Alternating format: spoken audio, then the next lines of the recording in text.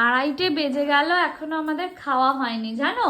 গরম গরম বিরিয়ানিটা ডাকছে। আজকে আটাটা না একটু নরম করে দিয়েছিলাম, লাগিয়েছি তো কিরম দেখ চারিদিকে হয়ে গেছে। ঠিক আছে, ভিতরকার ব্যাপারটাই তো আসল, তাই না?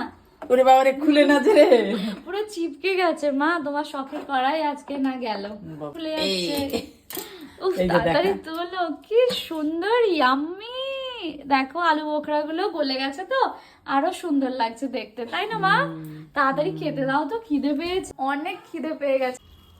ও মা এখন আমাদের বিরিয়ানি সার্ভ করছে। ইয়াম্মি ইয়াম্মি বিরিয়ানি, মিষ্টি মিষ্টি আলু বোখরা, টেস্টি টেস্টি চিকেন কষা।